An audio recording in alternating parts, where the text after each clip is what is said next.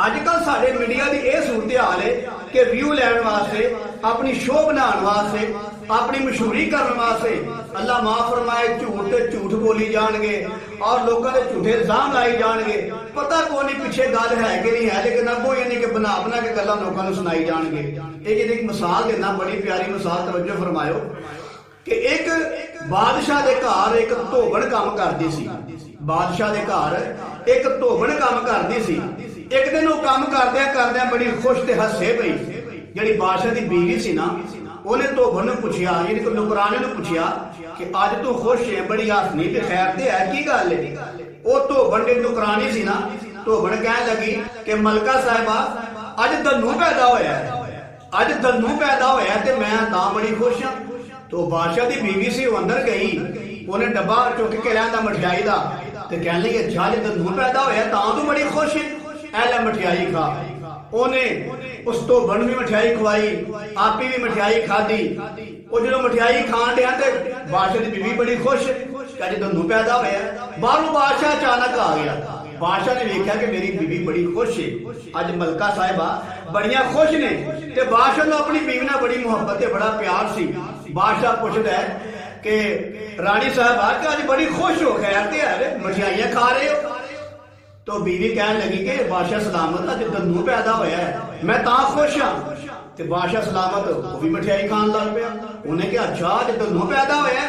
उन्हें मुलाजम ने आख्या मठियाई मेरे मगर मगर लै आओ भाई। मगर मगर मठियाई आ गई अगे के बादशाह सलामत।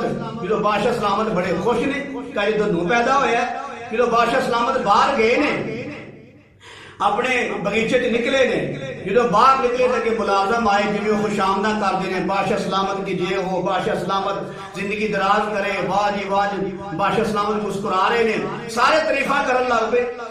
ते सारे पूछते ने कि बादशाह सलामत अज बड़े खुश हो, की गल है? वो कहन लगे जनाब अज धन्नू पैदा होया है, ओदी खुशी सारे मठियाई खाओ। मठियाई सब ने वंड दी। परयों जेड़ा वजीर आजम ही आ गया, ते वजीर कह लगा बादशाह सलामत अज बड़े खुश हो, सारे खुश ने, की गल है, खैर ही है?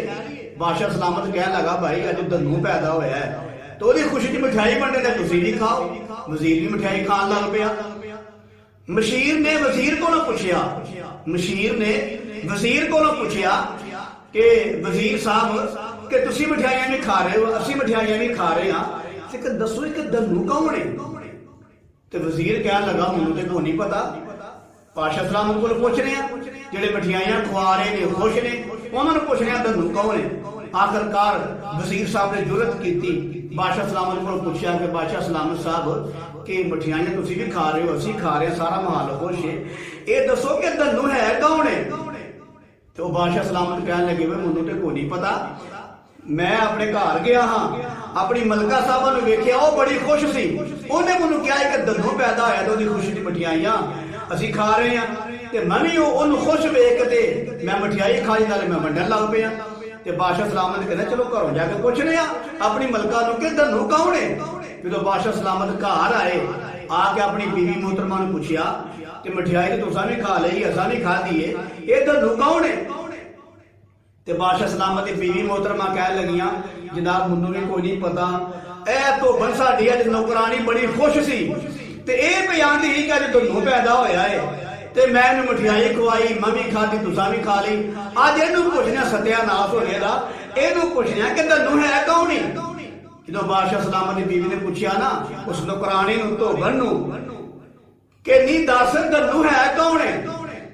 तो वह नौकरानी कह लगी कि साडी खोती ने बच्चा दिता है, साडी खोती ने एक बछेरा दिता है, बच्चा दिता है, तो ओहदा नाम था धन्नू रखिया है। ते मेरे अजीज भाईओ, ये हिसाब मीडिया वालियां दा है कि गल्लां करी आउणगे, झूठ बोली आउणगे, अफवाह उड़ाई आउणगे, वो पिछों भावें निकले खोती दा बच्चा।